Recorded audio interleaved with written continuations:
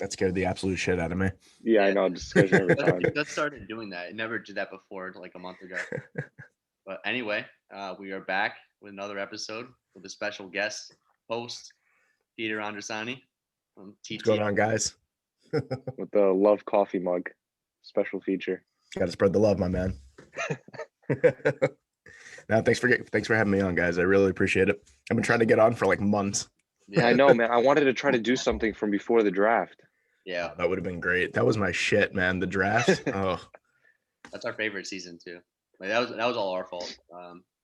We were working like crazy schedules. Even this Oh week, my it was God. tough to get. Well, Ryan, that was a lie. You were working like 70-hour weeks. Yeah, I was working like crazy weeks. yeah, Ryan. What do you do? Well, right now I'm looking for another job, but Oh. that was crazy. Yeah, so I did that for like 4 months. But Good. yeah, so my schedule was really crazy. We really got like, and that's my favorite season too. Draft season was tough to get like actual content out, even though we did have a few mock drafts. I started in like late March, and you could tell we were only releasing like an episode like once every like 2 weeks. But now we're back regularly, which is much better. I love it. I'm a big fan of the show, by the way. Same with you guys. Well, just you, I guess now, right? Yeah, R.I.P. It's just me. That's all right. R.I.P. All right. So Are we getting into it? Up into it. Yeah, I guess so. You guys want to talk a little bit basketball first? Some preview. We don't have to. Yeah, we'll get it out of the way. There's no way we cannot talk about Game 7 tonight. We're from Brooklyn, Milwaukee. Yeah. So my thing is, regardless, because look, the series started out with 2 blowouts, right? It was the Nets by far and away. And they're like, okay, they're just the better team. What's Giannis really in the playoffs? We're gonna win in 4. Nobody got hurt. Yeah, you have to kind of. Everybody was saying like you need to transition yourself like from regular season to playoff. You have to hit that second gear. You can't be so limited, right, in your game. You have to start adapting, and he can't do that. Do you need another star? Does he need to leave? Then they come back, right? They tie the series up. Mm-hmm. Durant has that legendary historic Game 5 that I think had to be one of the best playoff games of all time, like for a single player. I think of that Durant game. I think of the LeBron and Kyrie Irving 41-point night, stuff like that, or like when Klay Thompson hit 1,000,000 threes in one game, like those kind of nights. And now, they dropped the ball because, Durant played 48 minutes prior. James Harden wasn't 100%. Have you guys been noticing too with James Harden? Everybody's saying like, oh, it's so great that he's out on the floor. And he makes like 2 3-pointers and he's a liability on defense. How is he helping the team by being out there? Yeah, I never understood that. They were saying that on the radio the other day. I was listening on my way to work, and it was like Harden on a bum leg played like 46 minutes, but what is he really doing? I think he only took like 13 shots. Like, his shot selection wasn't great. Like you said, he's a liability on defense. He can't get back. Like, what is he really doing? Is he really benefiting the team by being on there? They blow by him, and then I forgot what show it was on, but they were like, how has Milwaukee not like abused that matchup of just like driving to the rim when Harden's like, because I remember there was one play, I think in Game 5, where it was towards the end of the game, Giannis had Harden in the post, and instead of just like blowing by him, he took like the fading fall away. Like, why would you do that? Like, abuse the guy. He can't guard you. Maybe he's trying to work on his game because he knows his mid-range game is trash. That's why it didn't go in. And his three-point game is trash. But you guys, you seen who was it? Lamar Perkins. Someone was like, Chris Middleton is like the actual Batman, and Giannis is the Robin. I don't know. That's a pretty whack statement, honestly. Ron, you were saying before we were recording too, like the split between Middleton's home game performances and road game. Yeah. It's averaging like 30 points a game compared to however many 8. Like 18 or something, but it's like not efficient 18. It's like you're shooting like 20 times to hit 18. Ugh. But I'm gonna trust. I'm going with the Bucks tonight anyway. So, which is probably a mistake. It just the Nets like unless the Nets get Joe Harris to actually play well and contribute, and Blake Griffin has to have another because he played well in Game 5 too, Blake Griffin, but in Game 6 he didn't play well. The Nets need like some of these role players to actually step up. Like I know what's his name stepped up big. What's his name? Green. He's like 37. He's draining threes, but I don't think he hit like 6 or 7 threes. I don't think you can like consistently ask that of him. So the Nets need Joe Harris to step up. I think you're gonna get a lot out of Durant and Harden tonight, though. Just it's Game 7. They're superstars for a reason. You already know Durant's gonna step up. Durant might play all 48 minutes again. That's a real possibility that he might do. He will. Yeah. Durant, I love him. Love to watch him, and he frustrates me at the same time because like I feel like Durant just is on like constant coast mode in some games where he's just like, I'll drop a quick 30. And then if he needs to turn it on, he'll absolutely turn it on. Like you said, in that legendary performance, it's like he was on the entire night. And then like in game 6, it was like, yeah, he did shoot 30 times. Like he actually was like kind of efficient. He was 15 of 30. But like I didn't feel that again, like what I felt like in game 5, where he was just absolutely on. So I really hope if he comes with that tonight, there's no chance that the Bucks win. I mean, he started to, but the Bucks just kind of kept answering him. Like Chris Middleton Yeah. going like shot for shot. So, and the Bucks home crowd like just took over. Honestly, that's Mhm. why I'm kind of concerned that it's in Brooklyn. As much as we shit on them as Knicks fans, the crowd has been a big difference for Brooklyn. Those bandwagoners. Yeah, but still doesn't matter. When you had that much talent, though. Who do you think's gonna win the finals? Is like my pick's out. I picked Utah. Peter's pick's out the Lakers. So Markel's pick is hanging on by a thread. If they lose tonight, the Bucks are out. So I'm pretty sure mine was the Nets. If I go back to like my NBA video that I did, so I'm still in it, but I was like reluctant from the beginning because my heart of hearts told me, yeah, the Knicks are gonna make it into like the Eastern Conference Finals or some shit, and that was just a wash. But I honestly I feel like if they do get past the Bucks, there's really no one on the Western side. Like yeah, Phoenix is pretty dangerous and they've proven to be really good in this postseason, but I just feel like they can't really match up with the star power that the Nets have. But the problem with that is I feel like we say that about Phoenix every series that they're in, and they end up And then winning. they win, and we yeah. say that about Atlanta too.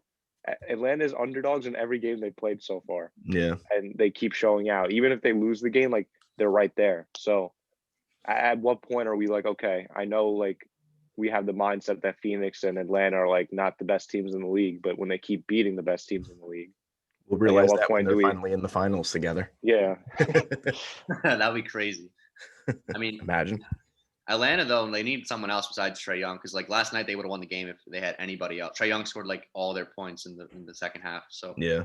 and like right at the end of the game, that shot before the lights went out was crazy. yeah. I feel like the lights kind of screwed Atlanta going out, like those 10 Momentum wise, because they were like the crowd was going crazy. Trae Young just hits a big shot, and then boom, like lights go out for 30 seconds, game stops, and then Clippers go not Clippers, the Sixers go another Embiid scores then 2 points, sounds like out, and then the game is over. But I thought I was like drunk when I read that because like I wasn't watching the game.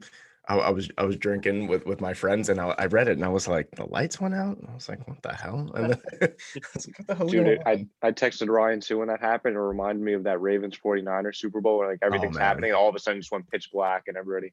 It was really cool to see in the game. All the fans in the stadium like took out their cell phones and turned on the flashlights and started waving. Yeah. Yeah, that was pretty cool. Moments. And funny enough, the team that was going to win the Super Bowl lost that year too. The Niners coming all the way back, lost all the momentum of the lights. Actually, it's a lie. The Ravens were up really big. The lights went out. The Niners came back. Should have won the game, but they held Crabtree in the end zone.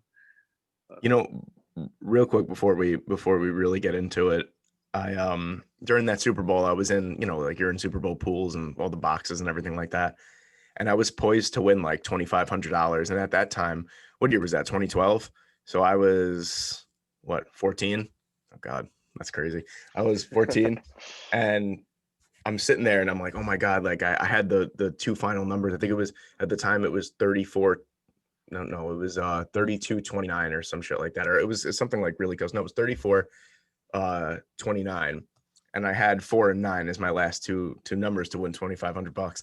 And then the punter ran out of the end zone to kill the time. And I was like, God damn, do you imagine $2,500 as a 14-year-old? Like, you're rich, bro. Top of the world, yeah. Yeah. You still remember it to this day too. Oh, it haunts my dreams all the time, man. I can't tell you how many parlays I've been screwed out of. That sucks, dude. It only happened like once or twice. I remember one other team did that in the Super Bowl. Was it Seattle? Some other team like just did the same thing with the punter. Yeah, I'm pretty sure. Often, so, but of course, when you have money on the line, it happens to you. Of course, 1 in a million. Yeah. All right, so let's get into it. How many teams did you guys put down? So I have 10. Oh, you have 10 now? Okay, so I have 10 as well.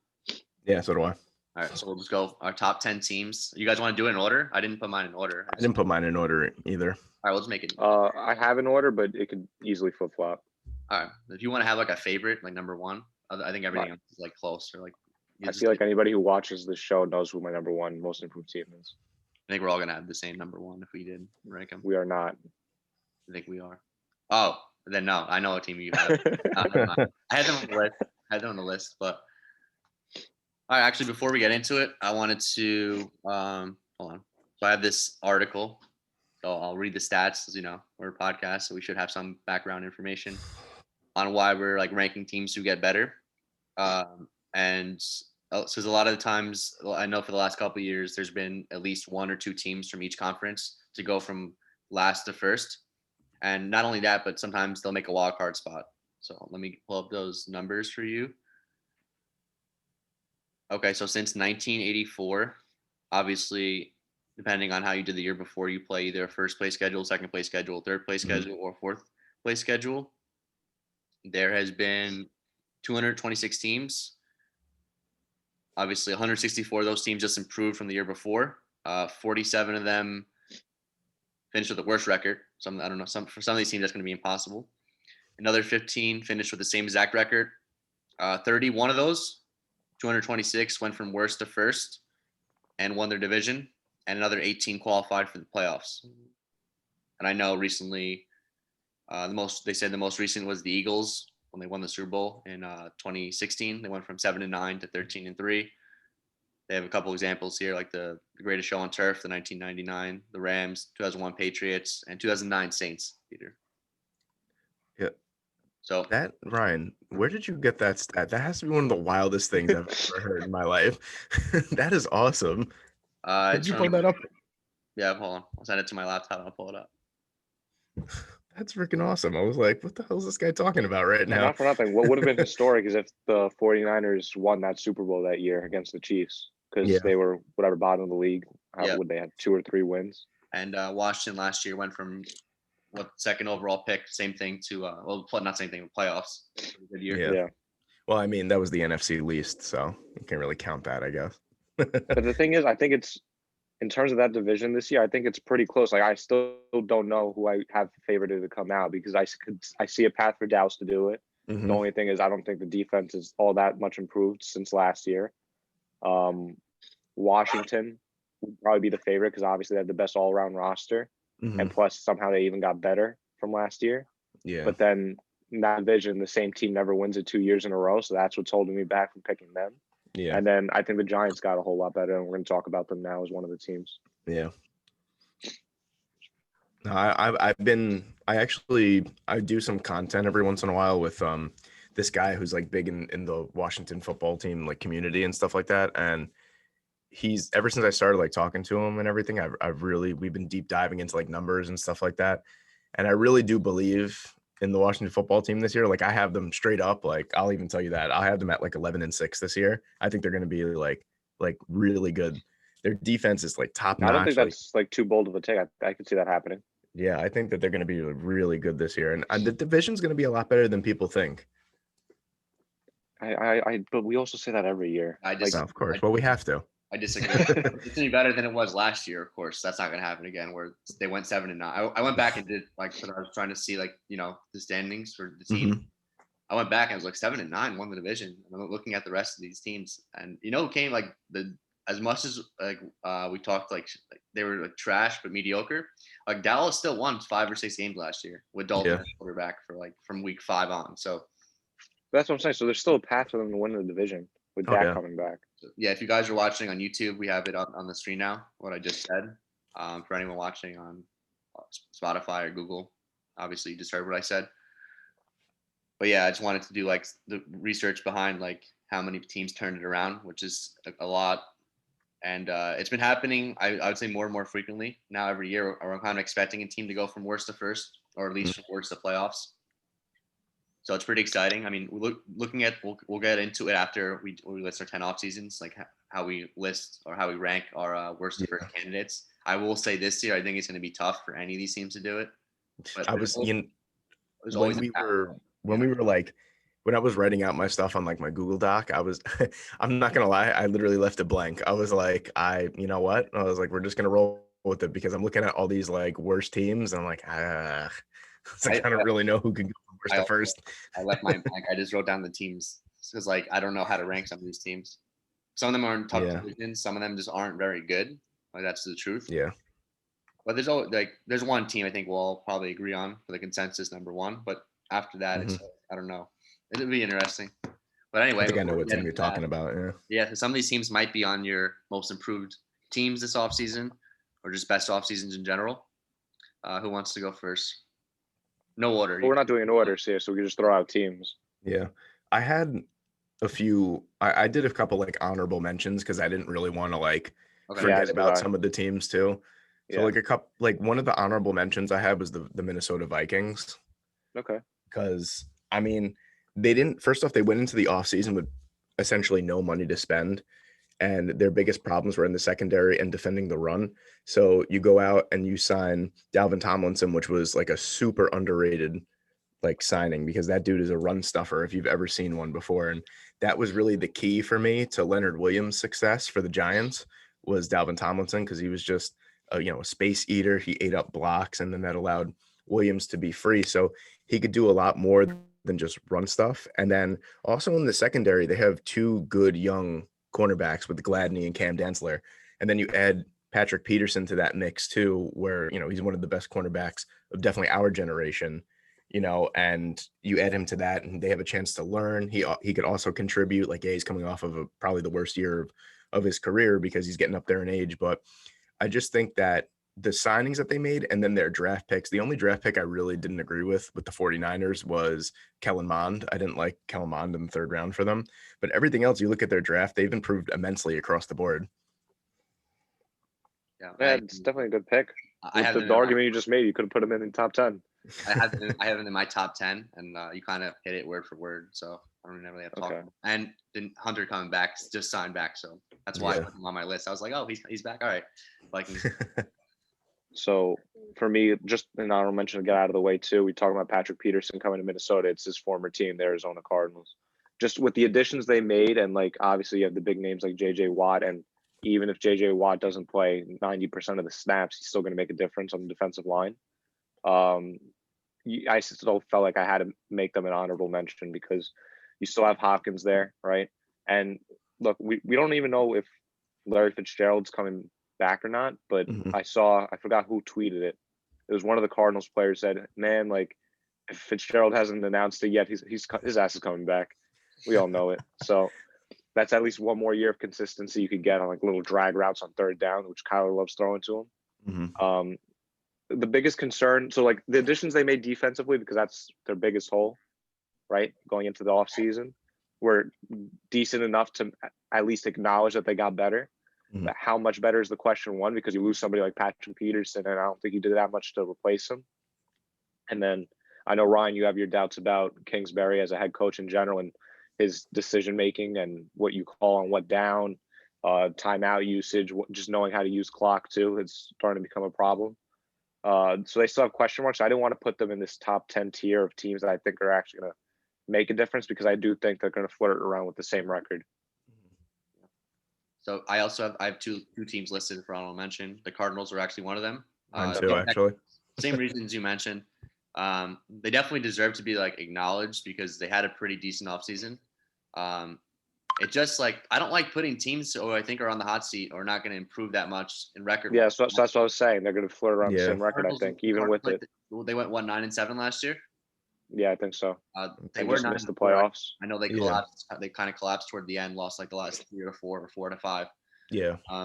Like they did make some pickups. Like if AJ Green can bounce, I mean, I'm not expecting to bounce back like prime AJ Green, but if he can get like back to even like 2018 AJ Green, that's a big difference to the offense. I love Rondon Moore, but I don't know if he can stay healthy. He hasn't been healthy since like 2018, 2019. And I don't like you said, Peter, I don't like Cliff Kingsbury very much. So I think they would even fire him this year if they go like 8-8. I agree with that. I definitely think you're right about that. His seat might be the hottest of any head coach in the league. And one other thing that like you, Peter, you really nailed it on the head with, especially like the defense and everything. I feel like the moves that they make or even the draft picks they make is really more of like quantity over quality. Like I feel like a lot of the picks that they made, the free agent signings, it was more big names and not really fits. Like one thing that they actually did that I really liked was when they traded a third rounder to get Rodney Hudson, because even though Hudson's in his 30s, he's still one of the best centers in football. And You like needed it. that's a big problem area for Arizona. But what I didn't like is that was kind of it. It was like, okay, we got Rodney Hudson, we got, Kenyon Drake left. Let's sign James Conner. And like that bothers me. Like, yeah, they still have Chase Edmonds, but like Edmonds isn't an every down back. And like clearly neither is Connor. After seeing the way that he's run the last couple of years, like he's not like an every down back. So I don't think that they did too much to help Murray like in the pocket and like in the run game. Like he's gonna have to rely on his arm a lot this year. And like, yeah, they gave him the weapons to do that adequately, but also at the same time, it comes with a lot of accuracy concerns. Like I remember, do you guys remember that game against the Cowboys where they like blew out the Cowboys, but he only completed like 7 of 24 passes or something like that? Like it was just real. Like I remember that being terrible. And the whole year, I think he was only like 58% completion percentage. So for them to even really make noise in the NFC West, I really think he needs to have at least like 62 or above completion percentage, because he's going to have to rely on his arm a lot. That's fair. And I think if you're like a betting man on that, you're going to bet that, he's not going to hit that 62% completion percentage, which is why they're going to flirt around with the same record. They're going to lose the games against the playoff caliber teams, the well-coached teams, right? Who Right. could game plan around, his legs essentially, because that's the number one killer on that offense. I don't even think it's Hopkins. It's Murray's legs. And if you find a team that could game plan around that, you could have a successful game against the Cardinals. Yeah.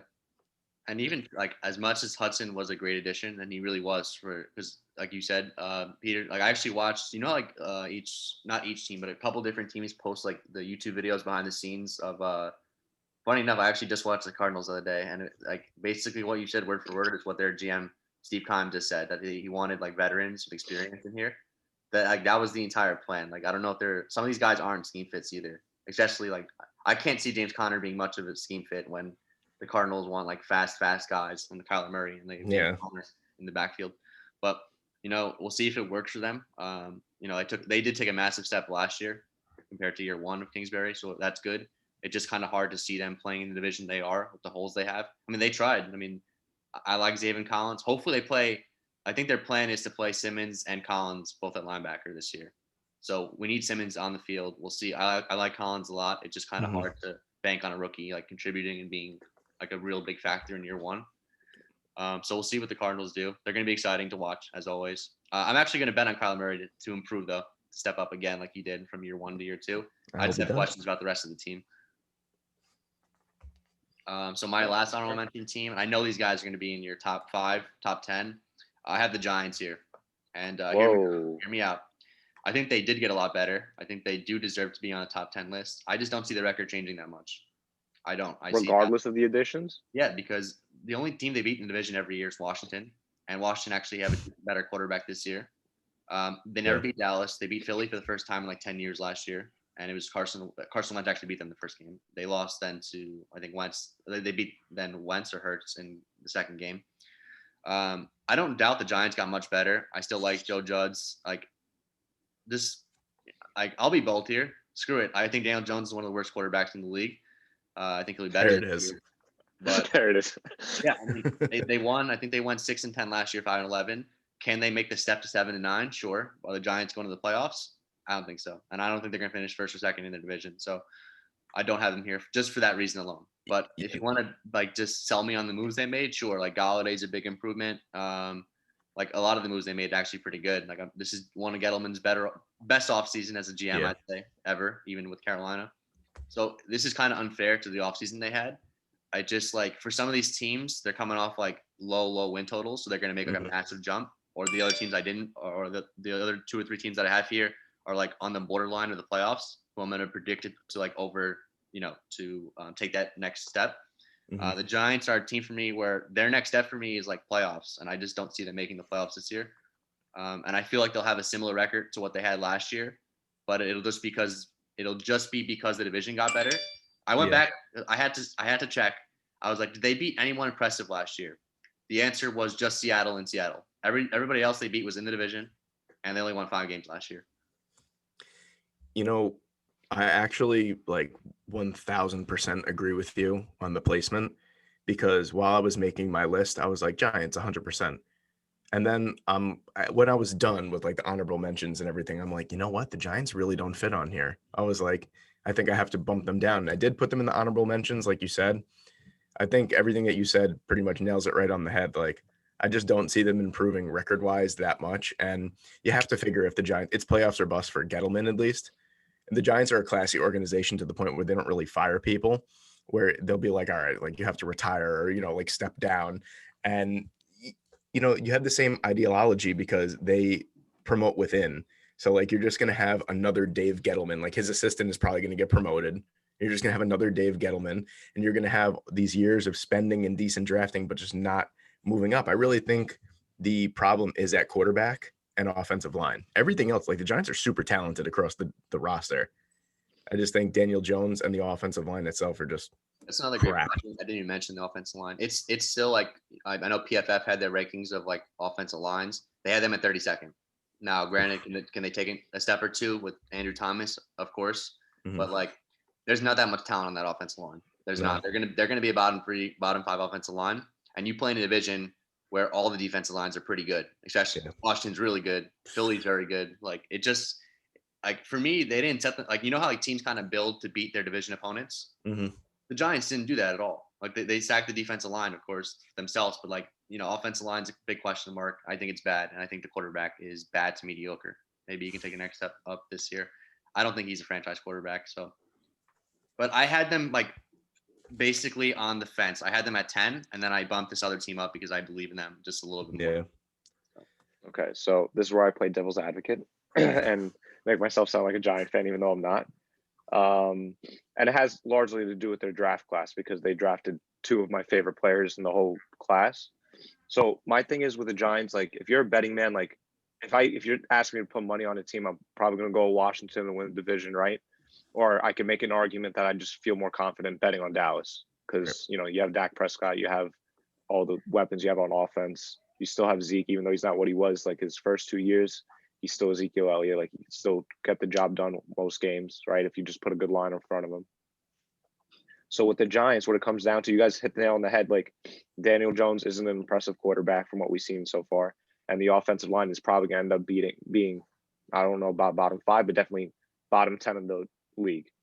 I just don't know how you could see around it, right?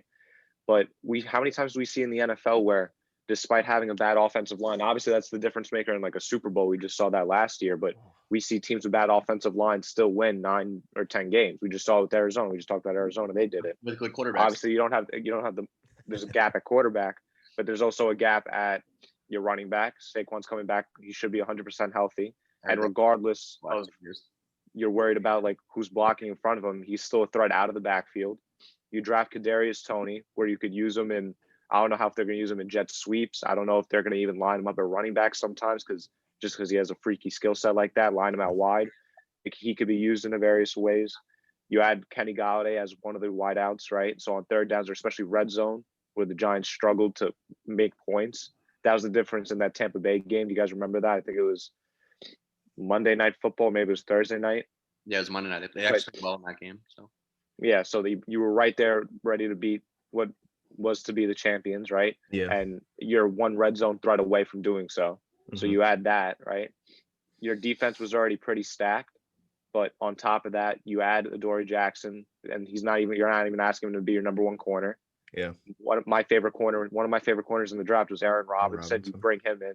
So I think he's going to be immediately one of the top like 5 nickels in the league, just as soon as he steps on the field. And you could even line him up out wide sometimes. And then you get edge pressure with disease. Hopefully, the health thing pans out and he's good. But I just think you added too much talent to an already talented roster. And you don't even need Daniel Jones to play great. You just need him to play adequate to make a push. Yeah, I think they're going to win like 7 games, maybe 8. I just like, for me, it's just not playoffs. That was the whole thing. Because the other team that I put in front of them is going to, in my opinion, make the playoffs or at least push. Like, I think maybe. Okay. I see more of a path for them to make if not the division, because it's usually so bad, even when we expect it to be good, to flirt around that wild card spot. Now, the Giants are definitely one of those teams this year where it's like you're split. There's no one like right in the middle. It's either people are like playoff bound or like complete bust. Like I feel like there's nobody that's like, like they could go either way. And that's where I am. I I'm think I'm there's a I'm path that way. for both. I'm that way. Yeah, They could make the playoffs. The division stinks, one injury away yeah, from other teams not being very good. But that applies to them too. It's yeah, what happens if Blake Martinez doesn't play as well as he did last year? Like And I stuff think that's their biggest hole. I'm surprised they didn't address linebacker yeah, anywhere in free agency or the draft. just based on moves, the Giants probably deserve to be in the top 10. Like they certainly bolstered their roster a lot. It yeah. just for other teams, like I said, I was just projecting like how many win totals are they jumping from, and if even if it's not that many win totals, are they going from non-playoffs to playoffs? Mhm. The Giants could make the playoffs. I just don't think they will. So Okay. I like that. I like the way that you said that. You're like, they could. I don't think they will. Eh. but I think I just had like quickly like two teams I wanted to talk about honorable mentions why maybe you guys have them in your top 10 because they really didn't. I don't really think they did too much to get that much better, but like one honorable mention for me is the Rams, and really the reason why the Rams is just because the absolute upgrade at quarterback. This is a Super Bowl caliber roster to begin with, and really their big hole was the fact that Jared Goff really isn't that great of a quarterback, and they were paying him all that money. And I'm a huge believer in Matt Stafford. Like the only knock that we might have against him this year is, oh, well, he's played all his, football in Detroit, no expectations. You're basically out of the playoffs by like November. So like, how are you going to handle, the big lights of LA, like, all the added pressure and, they're expected to make a Super Bowl this year, or at least a deep run. But I really think that just really the sole acquisition of Matthew Stafford, and they picked up like Deshaun Jackson too, like they got rid of some dead weight with like Michael Brockers and everything like that. I think that their roster actually looks a ton better now than it did last year with just the slim acquisitions that they made, because they were a good team last year with Jared Goff. They had the number one defense in the league. So, you add a quarterback like Matt Stafford, and I think immediately they become like a top 2 or 3 favorite in the NFC. Yeah. So that's actually why I have them in my like top 3 kind of teams in terms of most improved. Because granted, they finished with like 9 wins and they were still in the playoffs. So you're like, okay, if you're already 9 wins and in the playoffs, how much better can you get? I don't think you can get much better. I think you can't count out a 13-win season. I Mhm. don't think you can count it out with this team. And like you said, whether it's the NFL, it's a 1-game playoff, so anything could happen. But I'm not gonna say they're gonna make a Super Bowl. But like if you're asking me a favorite out of the, you know, NFC, I'm probably gonna pick the Rams. So like you said, like the huge upgrade from Goff to Stafford, I think is massive. Not just on the field, but like I think that everybody around you, we've already seen it with Jalen Ramsey, like that brings up the locker room. Like the locker room has like more faith in what's going on, what's happening, right? They play better. They feel like they're playing for something bigger now. They Mhm. just buy in more. I think your running game gets better. The play action automatically gets better. I just think every element of that team, Sean McVay is the most excited he's been since he got to Los Angeles, right? So I just think everything's working in their favor. They have everything right at the right time, right? You still have Aaron Donald locked up. You still have Jalen Ramsey locked up. Jalen Ramsey's even doing some recruiting on Twitter. So it's good to All see. that. So that's why I have them in my like top tier most improved, because I could see a serious Super Bowl run and like a Mhm. 13-win season. I think they'll finish as the first seed. If not them, then like Tampa. Yeah. yeah, but I didn't list them at all, and Really? like that's totally fair what you guys are saying, and I could it's weird because like my expectation is like what you guys are expecting. I'm expecting them to be at least the top 3 team in the NFC, and Stafford definitely puts them over the hump. I just hated their offseason so much outside of Stafford. I hated they're one of my least favorite drafts. Yeah. I actually think Brandon Staley is a huge loss. I would feel much more safe and like confident with the Rams. I think their defense might take a step back a little bit, like from first to like 6th, and I think that's a big enough jump for where like they could lose a playoff game. Yeah. But Oh yeah, like yeah, yeah, like 100%. everything you said, if you put them in the top 10, like they definitely deserve to be there just for Stafford. I just, for some reason, I just kind of not forgot them. I just didn't like put them. So I actually I kind of like Stafford is so much big of an upgrade, like over. Ugh. I know, but that's why I had That's, them in. I think a jump from no, like yeah, 9 that to deserves 12 or it. 13 games is a big enough jump Yeah. to qualify Nothing being more there. important than like coaching and quarterbacks. So Yeah. I agreed with both of you. That's why I kind of just like the offseason really like yeah, they obviously Stafford and like minimal additions, but it wasn't like that great of an offseason. But then on Peter's side too, where like they're kind of expected to like yeah, make a Super Bowl run now. So like, of course they're going to be better than they were last year if they're going to make a Well, Super Bowl run. Yeah, so here's my thing. Like Ryan, you said, even if you like expect them to drop from like the number one ranked defense, let's say the fifth or sixth, I don't even think I think six is too far. I think with that much talent you have, and realistically, the offense is going to be on the field a lot of the game. I don't see them dropping out of the top five in terms of defenses. So even with that drop from one to whatever, like if you win 13 games, you're probably going to finish as the first seed. You're going to get that first round bye. You're going to have fresh legs going into playoffs. It's going to be extremely hard, no matter who plays them, for you to go to Los Angeles and beat the Rams the first round of the playoffs. No, I'm just like I'm expecting like a much better, like just even like I hated Jared Goff, hated watching him. So I'm glad that it's Stafford. But yeah, I just didn't put him in. But you could definitely sell me on like to take a team out and put them in. Like you could definitely talk me way more into Rams than the Giants. So I hated Jared Goff from the moment that the Jets beat the Rams last year, and I was like, this guy couldn't just do us a favor and just beat us. Like, I hated him before that. That just like added to it. Whereas like, I didn't like him, but after that, I was like, all right, this guy's on my shit list now. I was like, he's just so bad when you want him to be good. Like he always has those games every year, like a couple fantasy games. You're like, oh wow, he's good. Like Jared Goff, looking good, and a couple nice. And he throws a beautiful deep ball. He really does. Yeah, he Like, one of does. the best in the league. It's just anytime there's pressure or anything else is like terrible. Yeah. But all right, do you have another honorable mention, or that's it? No, that's it for me. Yeah, that's it for me too.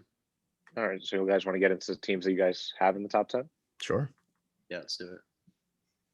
All right, so one of the teams you already mentioned, Andresini or Andresani? Andresani. You can call me whatever you want. Well, there's two Peters on the show, and they're both PA, so it's confusing. I picked the Vikings for one of them, and I think it's because I think that I see them as like with that extra playoff spot. I think they're going to make the playoffs this year. They were 7-9 last year. You kind of already mentioned all the points, and just Justin Jefferson. The offense is fun. The offensive line got a lot better too, which is something you actually didn't mention, like besides the secondary.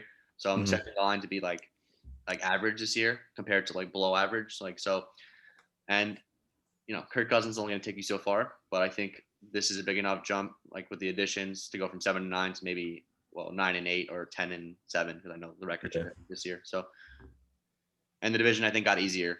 Like if the Bears are starting Dalton, I think that's winnable games, and the Lions just got rid of Stafford. So I feel like there's 3 or 4 winnable division games. If you can beat the Packers, it's 5 like once. But even if you don't, think you can win 4 division games, and then Vikings they always have a usually pretty good roster, but I think this is one of their better rosters than it's been for the past couple of years. Yeah. You guys hit the points on the Vikings. One of the teams I had, again, just knocking them out, teams that we kind of already discussed, Washington, right? Yeah, I think the jump, even though you won the division, when you have 7 wins, I could easily see you having, like, Sonny said, like, what would you say, 11 wins? I think that's viable. Yeah. You have, granted, Fitzpatrick, it's not like he's a super, but he's better than anything you were playing at quarterback last year, right? You add that, a healthy Scary Terry. You add Curtis Samuel on the offense. And then I think the biggest addition, bigger than Fitzpatrick and Curtis Samuel, was Jackson as your number 1 cornerback. Because that was the only thing you could have said, really, like, not even that it was bad, but you could have used help that. And now you got the help. You have already the pressure from your front 7.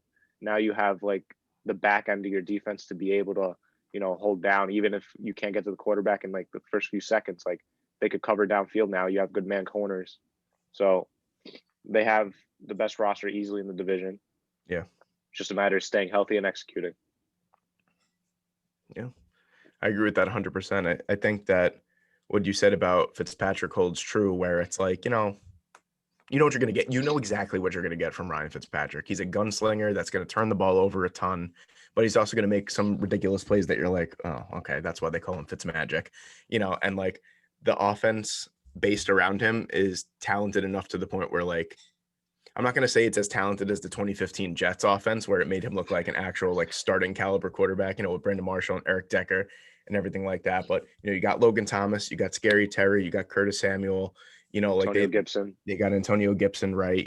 They got a lot of nice, fun pieces. They got Kelvin Harmon too. They got Antonio Gandy Golden. Like, they got a lot of, like, really good, like, lower caliber players too that could fill in those holes. So I think that I honestly think that Scary Terry and Ryan Fitzpatrick are going to be best friends. Like, Yeah. I could see Terry going over like 1,400 yards just because of Ryan Fitzpatrick. But yeah, I agree with you 100%. The defense, we all know about the defense for Washington. Like, we know that they're going to be spectacular. So, and Yeah. they added a good cornerback with William Jackson as well. So, like, the rich get richer almost, like. Yeah. Yeah. So they were the team that I was debating on between the Giants and Washington, and I had to pick Washington just because. Yeah, over the Giants, I get that. Yeah, and my logic was like, oh, maybe I shouldn't because they made the playoffs last year, but like they barely made the playoffs last year in a bad division. Yeah, 7 wins, and you're gonna this feels like a much better team overall. I actually like Jamin Davis now that we did like kind of surprise pick, but I feel like he's actually gonna upgrade their linebacker core. I love De'Ami Brown. I know you guys didn't mention him. Yeah. I actually feel like compared to the Jets, like in 2015, where the Jets were like very top heavy, but it was only Marshall, only Decker, and only Chris Ivory. I feel like Washington's much more balanced and a better offensive line. They have definitely deeper, definitely. And I will say this: as much as I shit on Fitzpatrick, the last 2 or 3 seasons he's actually been pretty consistent. Now, can he maintain that with expectations on him? Because there was no expectations on him for like the last 2 or 3 years with Tampa and Miami. It's yet to be seen, but I'm actually pretty confident he's going to win. I'd be shocked if they don't win 9 plus games. Yeah, I'm with you. Granted, an injury, that's the question. If the Giants or Cowboys could also get to 10 wins in order to pass them for the division, it's going to be hard to do considering the division. But they could do it. Real quick before we move on to the next team, Peter, you said how Terry and Fitzpatrick are going to be best friends. I don't know if you guys saw from like a month ago at whatever it was, voluntary OTAs. The Washington football team were like doing some kind of game where it's like write your best friend's name on the board. I think wrote my best friends are Terry and Curtis. I forgot about that. I think that was like subconsciously like seeped into my mind, and until you mentioned it right now, I was like, I forgot about that. Retweeted that on Twitter. I have to go find that. It was hilarious. You already know when he chucks it deep, it's going to Terry. Like, like that Marshall connection where he just like throws it, and you know it's going to one guy. So that was the most fun team that never made the playoffs I've ever seen. Oh, before we move on to the next team, we were going to win that first round playoff game. I know. Against the Bengals. The Bengals never won a playoff game. We would have beat them. Second round would have been Denver or Pittsburgh, and we would have beat Pittsburgh for the playoffs. So it would have been Denver. Denver was not healthy that year. We could have. I don't know. I think we would have made the championship game and lost. Alrighty. I hate the Jets. Dude, you know what's sad? That was our best team in 10 years. Yeah. Like by far. Let's get into the Jets. Can we just talk about the Jets? Because we all know we have the Jets as top 3. Let's just talk. Let's get it out of the way. Let's transition. I do have the Jets. They honestly just upgrading from Salah to Gase probably deserves to be on the list. That's how bad. That's 3 wins in and of itself. Forget about your roster. It's automatic 3 wins. I think the Jets had the worst coach like in NFL history. I was just gonna say definitely Jets history. A lot of people complain about like Kotite, which is fair. Gase, that was the worst season I've ever seen as a Jet fan. And like at least Kotite had some success in Philadelphia. Like over dramatic, like, oh, you're just a Jet fan. You watch bad football. Yeah, we can distinguish what bad is. I knew week 1 of the Buffalo game, the Jet season was over. I lost all confidence. Week 1, you can go back to the show. I was like, yeah, the Jets are probably going to go to Trevor Lawrence. I was already on that boat from week 1 of last year. So like, it's a fair assessment. We can know bad football. Like we can distinguish bad to mediocre to like good. That was the worst season I've ever seen, and we still somehow won 2 games. So that's the thing about the NFL. It's so hard to actually win 0 games because like 2 playoff teams too. There's injuries. There's like upsets every week. There's teams who like kind of look down on teams. So I'd be stunned if the Jets don't win 6+ games. I think 6 is the floor for this team, honestly. Yeah. I think they're going to surprise a lot of teams too, where it's like, even the games we lose, I think we're going to be like smacking people in the mouth, especially our defensive line.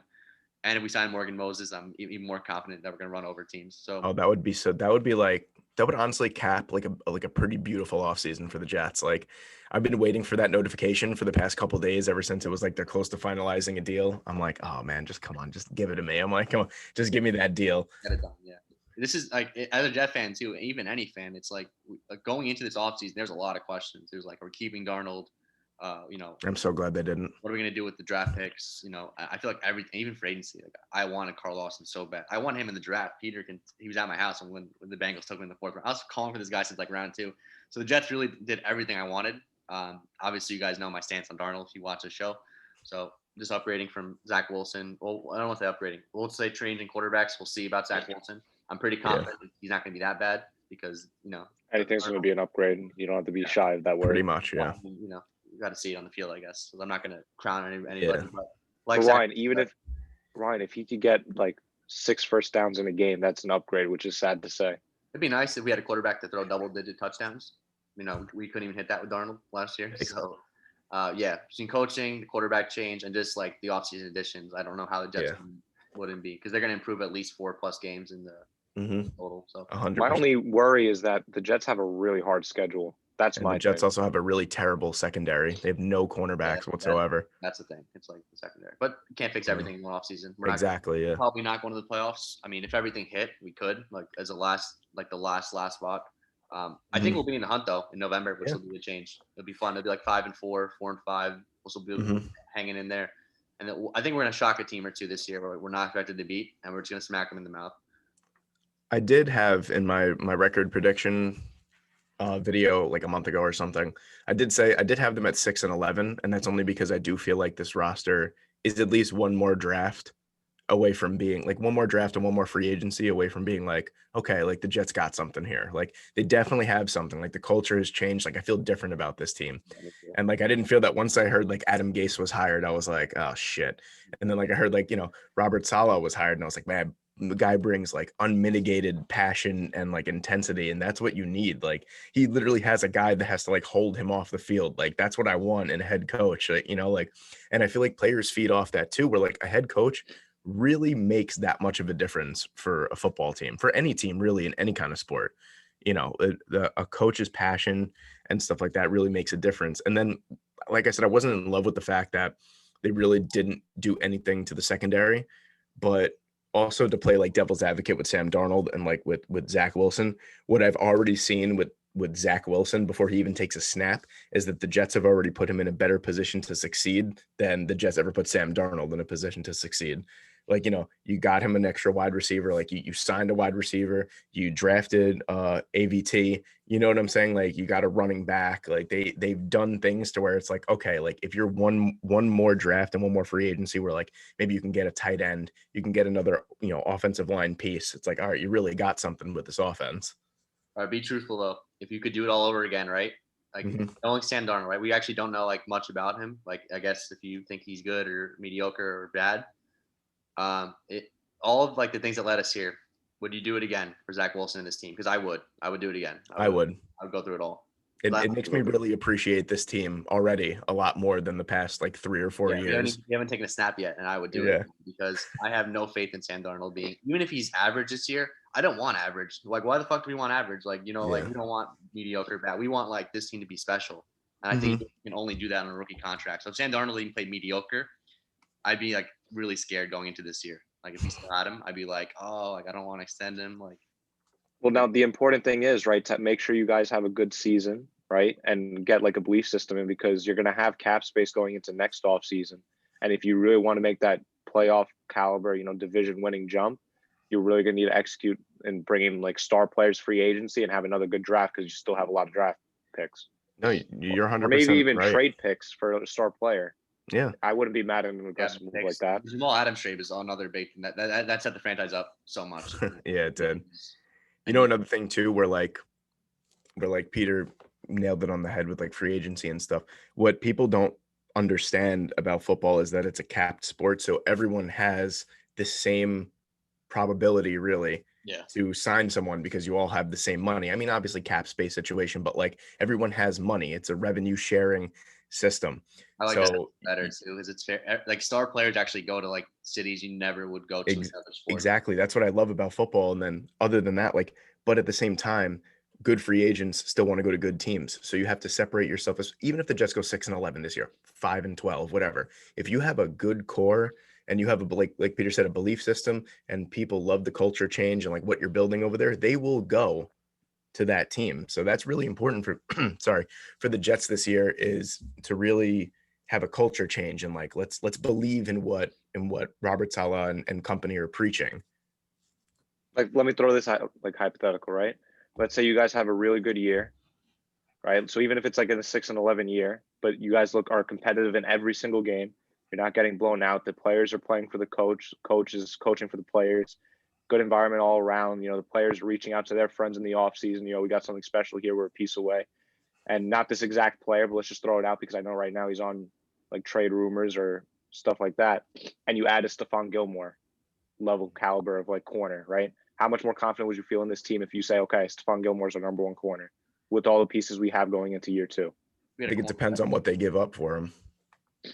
No, yeah, but I'm just saying, like, if you're able to acquire that kind of talent, like next off in 1 year's time, yeah, you feel more confident about like okay, let's start talking about like us versus the Bills for the division. Let's start talking about depending on how the Patriots play this year, you know, in a year's time from now. Yeah, I would feel if you could get someone to agree to come here at the caliber of Stephon Gilmore, I 100% already feel better about like every aspect of the Jets because it's like who the hell would want to come here like this time last year, you know, and then 2 years on from then you're getting a guy like Stephon Gilmore to come here, like that's big. Like, that's really big. Yeah.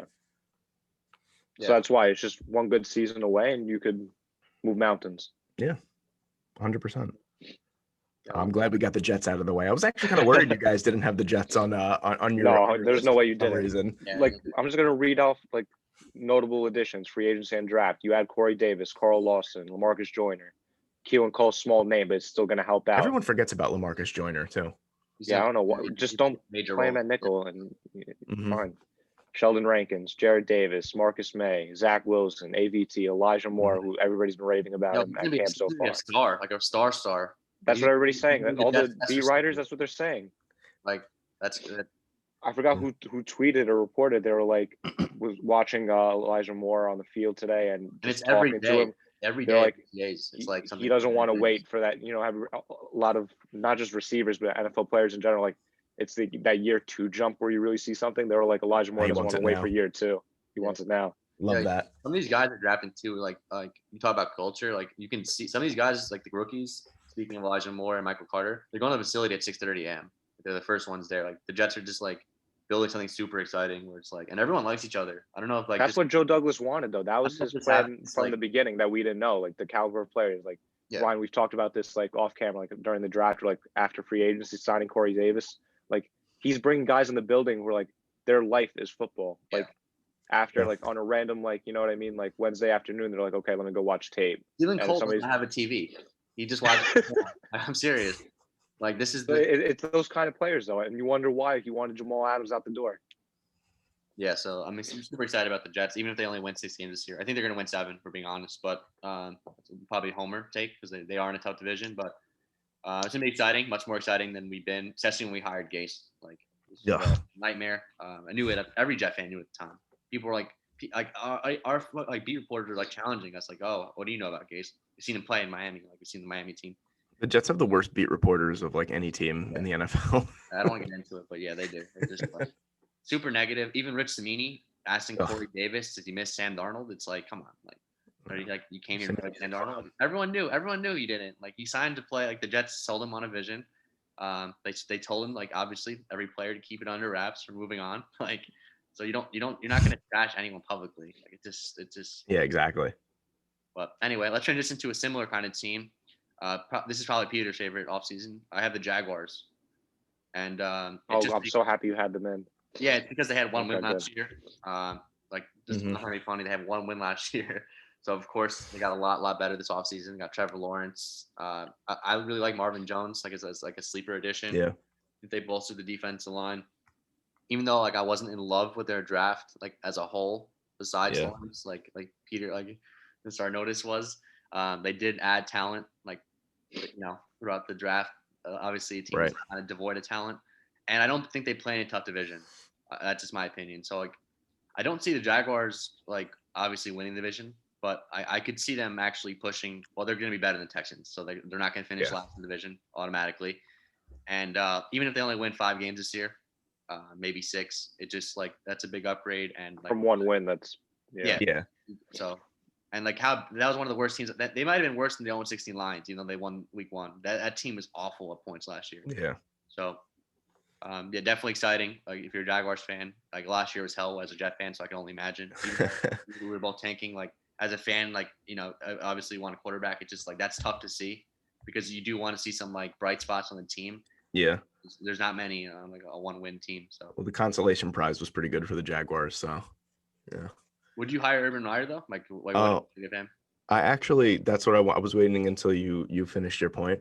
I actually don't even have the Jaguars in my top 10 or my honorable mentions. And like, yeah, you could argue obviously they're going to be improved from one win from last year, but I despise the Urban Meyer hiring.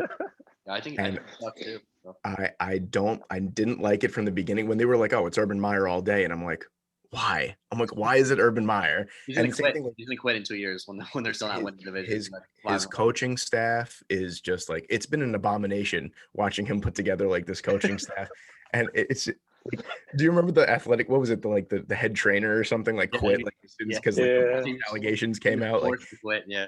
it's just like an abomination. I don't like the way that I described it in a previous video where I couldn't really elaborate because I was like on like a time crunch. But what I said was, this feels too much like a college football team to me right now, to the point That's why where he's it's, building it. Yeah. yeah, and like I don't like that. Like, why are you building a professional team like a college football team? I just don't like Urban Meyer in general as like a person too. Like his years when he was on, what was he on, like College Football Game Day before he Yeah. got like hired at Ohio State, and I was just like, oh God, I can't stand this guy. I don't think he's gonna be good like with the press. I don't think the players are necessarily gonna like him either. I think it's gonna be a whole big disaster. But talking about player wise, like yeah, like I like Marvin Jones. Like I think Trevor Lawrence is going to be a really good player. Like despite the fact that I hated where they picked Etienne, like I think that was a good pick. Like in the long run, even though you had an undrafted free agent running for 1,000 yards last year, like some of the things that they did, I was just like, I don't really understand like what they were doing. And they paid. I'm drawing a blank on the safety's name right now that they signed, but they gave him like $36 million over 4 years for a guy that I've barely heard of. Rayshon Jenkins. Yeah, like Rayshon Jenkins, they gave like 36 mil. And I was just like, like some of they're just throwing their money around at this point for like some of the moves that they made. But obviously, like if we're thinking about the grand scheme of things, like record improvement, yeah, they're gonna be improved, of course, because it's really tough to not improve off of one win, especially you have another chance this year to get another win because now there's 17 games. So, like I played think Houston twice. Yeah, exactly. So there's your 2 wins right there.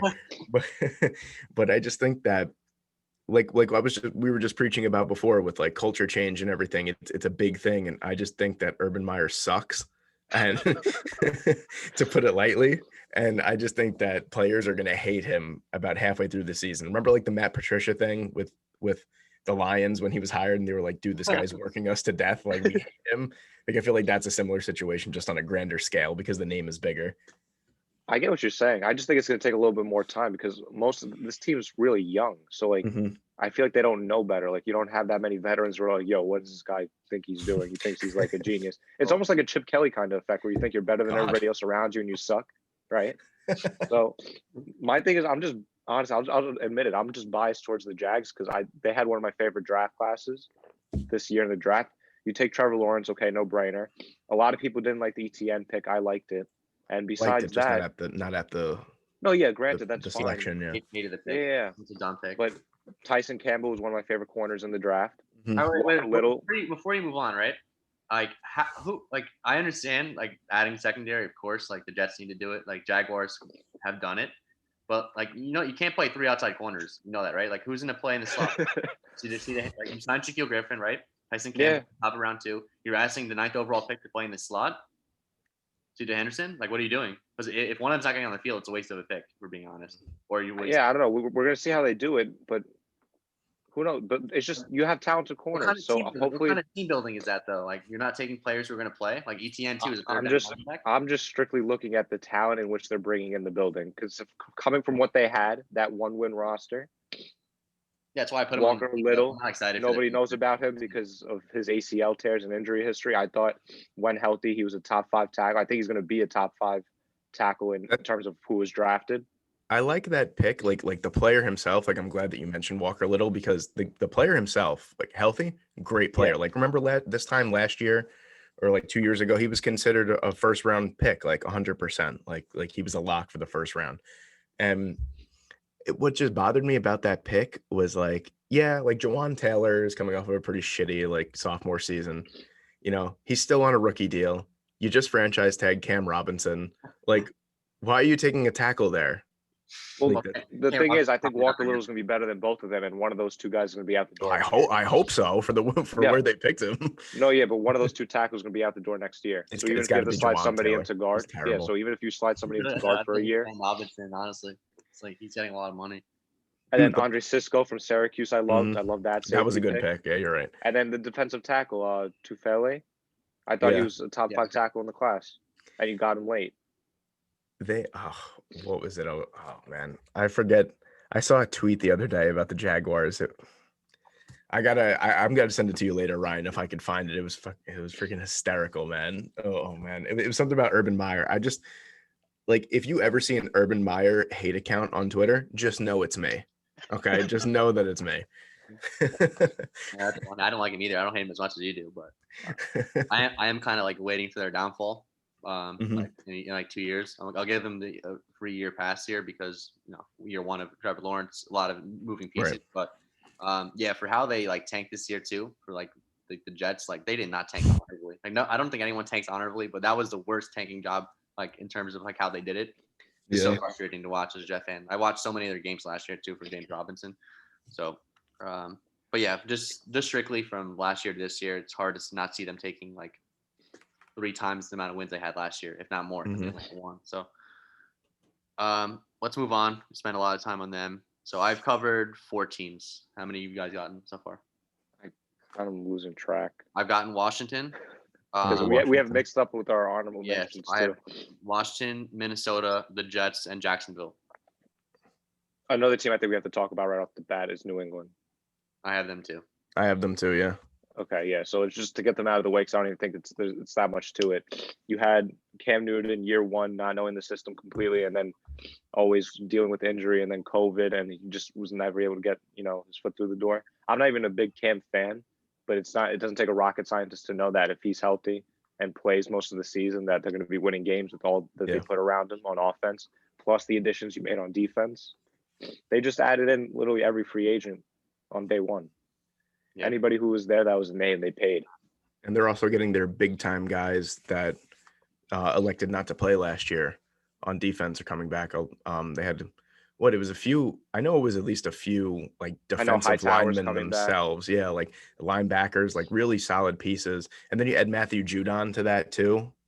And it's like they lacked a real pass rush last year. And Judon is a good player. I like Judon a lot. And yeah, you're right. There's not really much to it. I mean, they spent more money in like a day than they've spent in the last 25 years combined. So like you said, like they're gonna do a lot better than last year. That's for sure.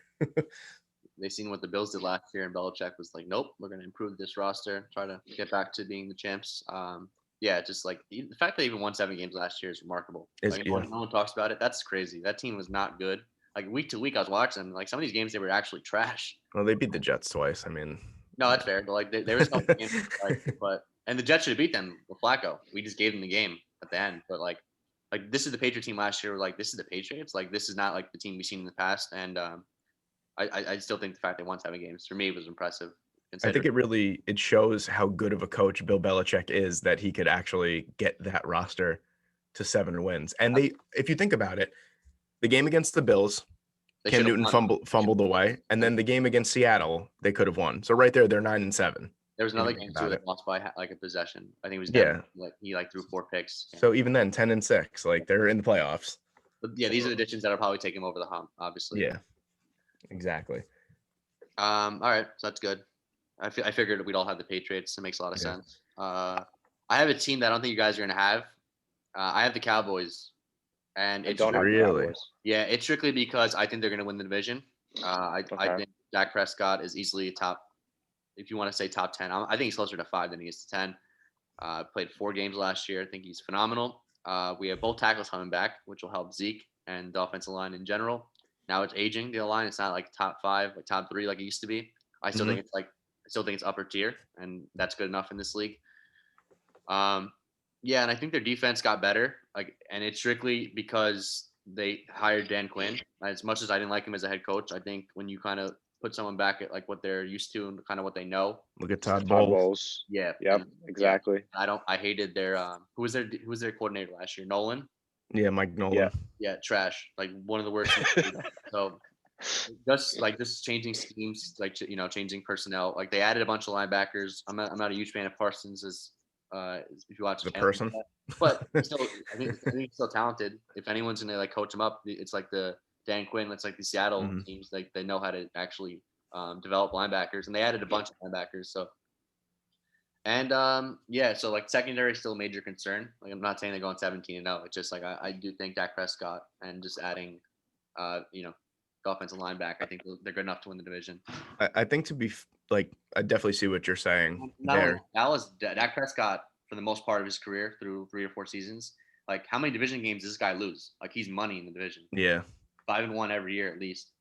I think what really is underrated about the Cowboys itself is like Trayvon Diggs, first off, had like a pretty shitty rookie season, if we're being honest, but like, a year under his belt, he wasn't supposed to be thrusted into the starting spot. Like now he was thrusted into the starting spot. Now he kind of like towards the end of the season, he played a lot better. Now you have, a full training camp. He has a year under his belt. You add Kelvin Joseph to the other side too, who I really liked in the draft. He was like a really underrated cornerback. And I think that they definitely have something there. I know they lost Chidubu Awuzie. Like, he was a pretty good player for them, like for a while, but like now I think that you step in with 2 young, talented cornerbacks. I definitely think Kelvin Joseph's going to play well. And I think Trayvon Diggs is going to have a really nice bounce back season. And that's really all that they're lacking. Like their secondary is pretty trash, like on paper. But, if those guys can play well, like obviously the linebackers are great. Like their defensive line is always pretty adequate. So, as long as Dak can stay healthy, the offensive line stays healthy. I definitely think they're a playoff team. What they really need to bank on is the defensive line getting to the quarterback. Yeah. Yeah. Because if you could do that, you'll help out your secondary a ton. I'm banking on and then you let Dak take it from there. I'm going to bank on Randy Gregory, big breakout year this year. Finally going to stay on the field. Dude, he's good when he plays. Like, I'm serious. Yeah. So I'm gonna bank on him actually playing 10+ games this year. But Peter, do you have any other teams you want to mention? Yeah, because I'm gonna leave this one team for number 1. I think we're all gonna have them. I'm actually gonna mention Peter's favorite team, the Carolina Panthers. Okay. Yeah. I mean, and it's not even because of Sam Darnold. Like I know it's like, it's not. Yeah. Their draft it's because of everything else. Everything else. It's fantastic. Like I believe in the direction of the team. I liked where they ended last year, even though they kind of like fell off toward the end of the year. A lot like even the Packers in December, very competitive team. I thought they were even better in year 1 than they were supposed to be under the rebuild. I love like their draft and like a lot of the picks made sense to me. Even some of the late rounds, like I feel like they're gonna get contributors. My only question is Sam Darnold, but at the same time, they're coming off like Teddy Bridgewater, PJ Walker, a lot of like quarterbacks who are like, PJ Walker might have played better in 2 games. PJ Walker is the greatest quarterback in XFL history, right? You leave him out of this. No, he played, I'm serious. He played better than Teddy Bridgewater, I think. He did. So, yeah, and you know what?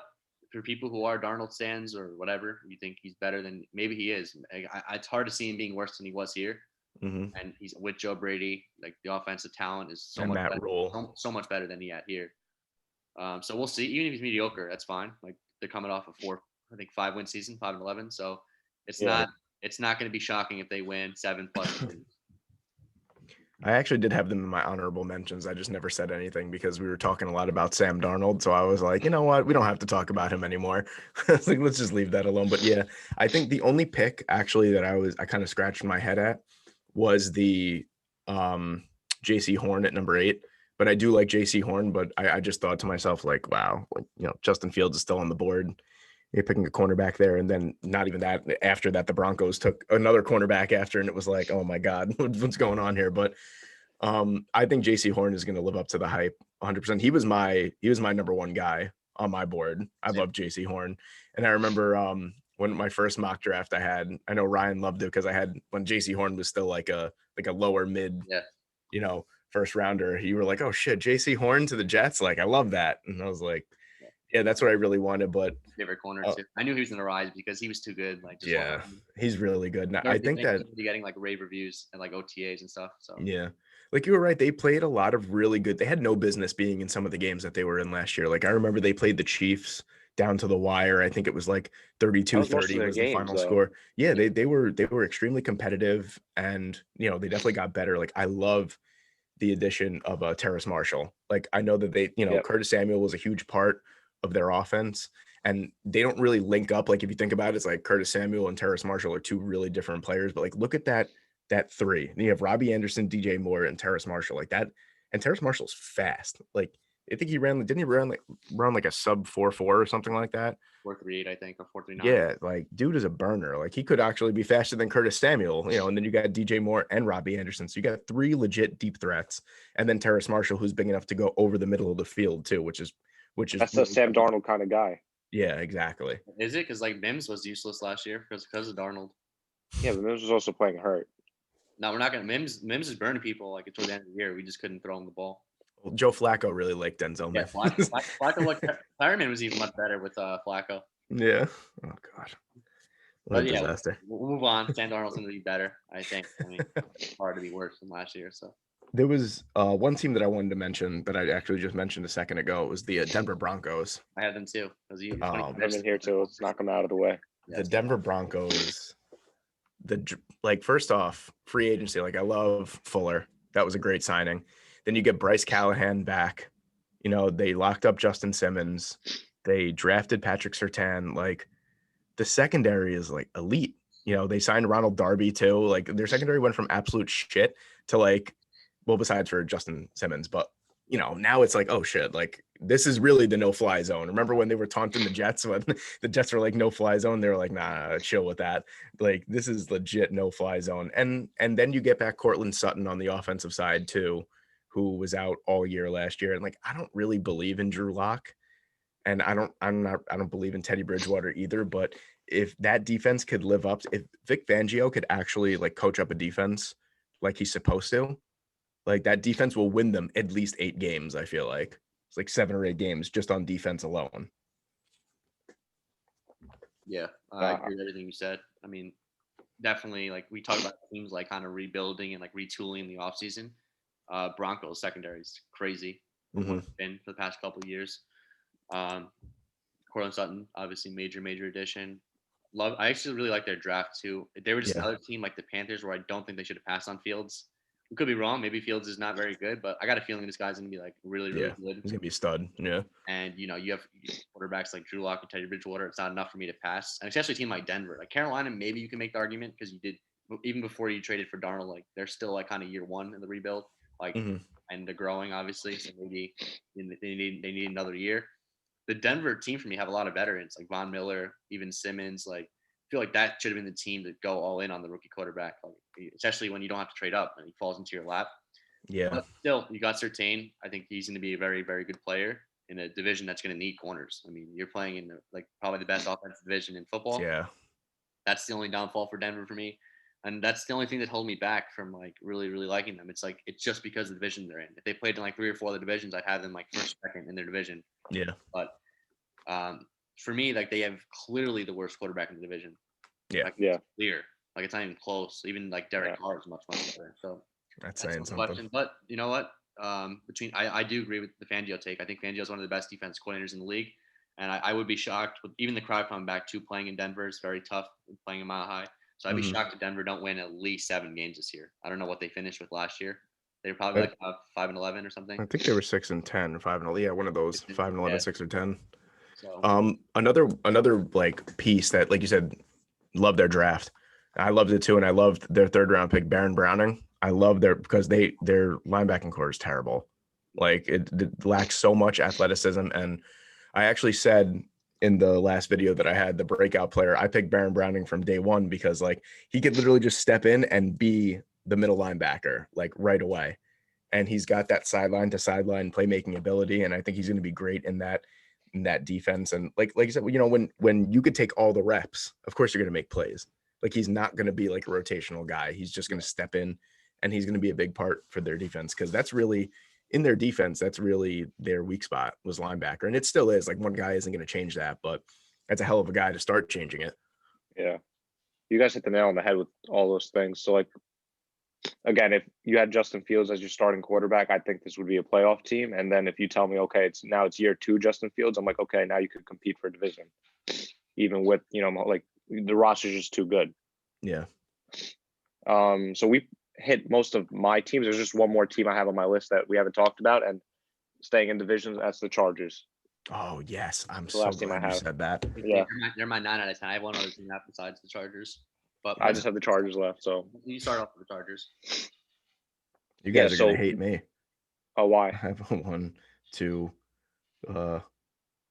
3. Oh, no, I think only 4. Maybe 4 more teams. That we didn't talk. Well, you had a lot of the teams we mentioned in your honorable mentions. That's why. I know I kind of went hog wild. I'm sorry, guys. Oh, it's fine. We like hearing the different takes. My thing is just when it comes to the Chargers, like the first thing, like you're getting year 2 of Justin Herbert, and he surprised, I think, Oh. everybody in the league, fans, front offices, everybody.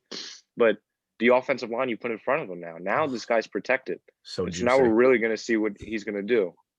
You know what I mean? You bring in Corey Linsley, Matt Fielder, and then Jared Cook's talking a lot of shit about the Saints recently, but not for nothing, he's still another weapon for Wow, Herbert to utilize. that had some malice behind it when you said that. Well, no, why is he talking about New Orleans so much? Every day he's talking about New Orleans. Like, focus on what you got going on over there. You draft Rashawn Slater. You have Asante Samuel now because your secondary is always liable in terms of health. Yeah. So, I don't know. It's everything they did. Like, And they're getting back a healthy Derwin James too. let's just see how long he stays healthy for. But yeah, Well, there we go. Fingers crossed. What's your fingers there?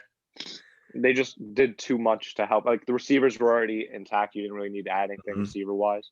Austin Eckler, as long as he's healthy, I think he'll be good. So really, all you needed to work on that offensive was the offensive line. You did that. Yeah, they crushed and then you got it. depth on your defense.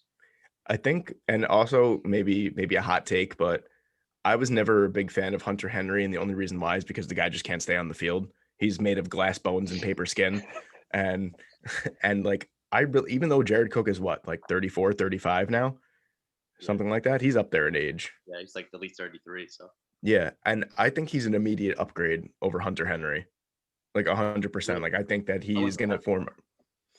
I mean, at least staying healthy wise, like I think that he's gonna be a really like underrated addition for them, because if you think about it, last year was Hunter Henry's best year, and I don't even think he cracked 700 yards. Like, yeah, I mean, he's not like he's not a Rob Gronkowski, or he's not a Darren Waller or anything like that. But I just think that Cook is an underrated addition, and Matt Filer is a great addition for them too. Matt Filer finally came into his own in Pittsburgh last year because he finally got a shot. Now, instead of playing tackle, he's going to be asked to play guard, which is really his natural position. So I think that the line, Peter, you nailed it on the head. The line is going to be immensely better. He's going to have like 3-4 seconds to throw, which is, besides Kansas City, I think they made the most drastic change to a singular offensive line. Yeah. And just like well, you guys wrapped up all the points. I'll just say this: I was watching an interview with Keenan Allen the other day on like Rich Eisen. I was like listening to it, and he was like, because we always talk about how last year like there was no OTAs, right? There was no mini camps. Like there was training camp, but like a lot of people miss like key time, like especially rookies. That's why you've seen like probably more rookies struggle, or not rookies have like non-factors in their rookie year because they just didn't get the reps they needed. And like Herbert, like week 1. He never threw a football at Keenan Allen before that. That's what Keenan Allen said. And the first drive where, like, Taylor, his lungs gets punctured like 10 minutes before the game, like Herbert not only he drives him down the field and scores a touchdown on the first drive. And it's not like one of those drives where like, oh, like, it was like, oh, only one good drive. Like Herbert was phenomenal in every single game he played last year, maybe besides the Patriot game, because like Belichick against rookies, but everything else was like, it was crazy. Like Herbert was like, He almost beat the Saints. I've never seen a rookie quarterback. He should have beat the Saints, actually, to be fair. Yeah, we got lucky just sneaking by that game. He missed the field goal at the end, but yeah, I've honestly never seen it as an impressive rookie season as Justin Herbert ever. So that was a really sad day for me because I had the Chargers like plus 500 money line, and I was like, when they were up like 21-10 at halftime, and I was like, all right, so I doubled down and I bet on the money line, then I bet on the second half money line. So I was poised to win like a lot of money. I was so excited, and then I got nervous, and then I was like, all right, well, they're going to win the game on a field goal. It was like 38 yards or something, and as soon as the ball left his foot, I was like, I'm losing my money. I was like, this is it, it's over. They always do that. Chargers with their kickers. It's like Mike Williams made a circus catch and like triple coverage. You're like, oh, Chargers won. Yep. Like crazy catch, phenomenal. And then like, oh, here we go, field goal lined up, and We should have known from the beginning before it was even cooked, Like, oh, before it was even caught. We should have known. Should have known they were going to miss the field goal. So I've got 9 out of my teams done. So I'm all 10. Oh, you got all 10? Okay. I miscounted before, guys. I actually have 2. I don't know where I got 4 from. It's been a long morning already. But the one that I want to mention before my grand finale of them all is the Kansas City Chiefs. And the only reason is because the complete overhaul of the offensive line. Yeah. Like that was the most spectacular turnaround of an offensive line like I've ever seen. And their offensive line, like when healthy last year, wasn't actually that bad. It was just in the Super Bowl, like everyone was hurt. So the backups were pretty much playing and it really showed. And what I really admire about the Kansas City front office is that they saw, well, our $500 million investment got the crap kicked out of him in the most important game of the year. So what can we do to make sure that never happens again in the next 10 years? And that's exactly what they did. They drafted Creed Humphrey, they signed Kyle Long off the golf course. They signed Joe Tooney. They have Lucas Niang from last year who opted out, who I think is going to be. They love Lucas Niang. That was like one of their driving forces behind cutting both Schwartz and Eric Fisher. And then trading for Orlando Brown. Like it could be like all 5 different starters and for the better, which is crazy. And they really didn't make any other moves other than that for the most part. But what I really like about it is that how could a team that was in the Super Bowl last year like get better? And I think that the offensive line will make them a Super Bowl champion again this upcoming year. Yeah. No, I agree with you. The only reason why I didn't have them in is because, again, they were in the Super Bowl and then win total. I don't know how much actual more wins you're going to get. They're talking 20-0, like everybody's on Twitter and Bleacher Report, but I don't know about all that. But, definitely I told this to Ryan and Markello when the first happened. I think it was as soon as the Thuney signing happened. I was like, the Kansas City Chiefs just did in 2 months what NFL teams tried doing in 15 years. Yeah. So that's also another reason why the NFL cap is a joke, because they only had like $6 million in cap space, and then you see them it's like the Saints to an $80 million deal, and I was like, where did they get that money from? The Saints were like negative $90 million in the cap this year. We somehow made it. Unbelievably. Yeah, you guys just like let everyone walk except for what you guys signed. You guys franchise tag Marcus Williams, right? Yeah. And I was like, all right, like you guys are lucky though. You didn't really have that many like free agents that were so impactful, I feel like. No, we still need to extend Williams and we need to extend Ryan Ramczyk. Oh my God. It's gonna be some rough sailing in the next couple of years. But yeah, no, I like you said, you said it perfectly that teams can't even achieve in 15 years what the Chiefs did in 2 months. So I just think that now that was their one kryptonite. And now, Patrick Mahomes is freaking Superman again. Like, he's going to be throwing for 50 touchdowns, I mean, obviously, as long as no one gets injured and Creed Humphrey plays up to his ability, Orlando Brown continues to play well, like all that kind of stuff. There's factors that could factor into anything, but on paper, it's one of the best offensive lines in football, I think. They go like 10 deep. Like they even signed the Rams guy, like Austin Blythe and they did. They're back who was like the nurse last year, the doctor. Laramie, Duvernay Tardif. Yeah. I started so decent too. Like they actually go like 10 deep, which is crazy. It's insane. Yeah, I didn't have them only because like they made the Super Bowl the last 2 years. But you can make the argument like if they win the Super Bowl this year, that was a leap. And it's an improvement, I guess. This will actually help some balance on the team. I think they'll actually might have a running game this time. Like that's been like lacking in the past outside of like the Damian Williams playoff run, like really run games. Not that it matters; they throw it 70% of the time. But I do feel like Andy Reid generally, if he can, I think he does like to run the ball a little more than he has. It just they didn't have the ability to run the ball. So. Yeah, you're right. And I'm pretty much done except for my my new favorite team. Besides for the Jets, I have the Browns. I don't know. Yeah, me too. Yeah.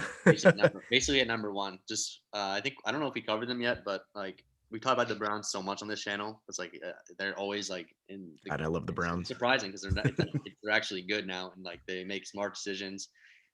Team last year they took a major step, obviously with the new coaching staff and everything. This is year 2 of it. And not only did like they sit back and last year and like reflect like, oh, good year, but they added so much more. Like just even adding Beckham back, which doesn't get talked about enough. Mhm. I know people hate on him, like oh, he hasn't been the same, which has been true. But like I think people have to realize that like the year before, like it was like Freddie Kitchens, like nightmare situation. That's like Adam Gase and like the Jets, that nightmare. Before like he got hurt in week 5, and I feel like he played okay in week 1 and 2. Like maybe him Yeah. and Baker need more chemistry. Maybe it's forced, but at the same time, that's a brand new system under Stefanski. I feel like he didn't get enough time to get actually acclimated like in the offense, and before Baker kind of took off because there was like leaps and progressions, like how much better Baker got from like the beginning of the season. And Yeah. that was evident in the Ravens game. They got blown out week 1. They came back in like week 14 or 15. It was like the game of the year. Like Yeah. a different Browns team. Like the whole Browns team grew so much from last year. And then there's everything they added this offseason between, especially the secondary. Like they identified what was going on. I still have questions a little bit about their like linebacker core, but like I love Yeah. JOK. JOK should have been a Oh, first round pick. So like man. the value they got, I think he's going to be one of those players. Like sometimes like we rely on rookies too much, but I Yeah. feel like in his situation in particular, like there's already talent on the defense, and I feel like he wasn't actually a first round pick. He's my favorite linebacker in the draft. So Hmm. just love what the Browns did, and just like I think they're going to win the North this year, and I wouldn't be. I think they are the second best team in the AFC, honestly. Yeah. So, They have to be. You had JOK, Greedy Williams, right? yeah. Now you have Greg Newsome. Yeah. It's just Oh. too much talent. John Johnson My from second Los favorite corner Angeles. It's too. just way too much talent you added. Yeah, and they added good depth too. They added Anthony Walker, who's a pretty underrated linebacker too. They signed to like a 1-year deal. They added who I was never really like high on as like a superstar, but they added Jadeveon Clowney too to go on the other side of Myles Garrett. So like, a name. You know what I'm saying? Like that's definitely gonna, they're not gonna be like, it's Jadeveon Clowney, so we'll put him 1-on-1. He's gonna draw attention, and that's gonna free up Myles Garrett on the other side. You know what I mean? Just like things like that. They re-signed Rashad Higgins, who has like a really like good connection with Baker Mayfield, who like no one really like realizes. Like Donovan Peoples-Jones played pretty well when he got playing time last year. Like they're getting back Grant Delpit, who didn't even get a chance to play last year too.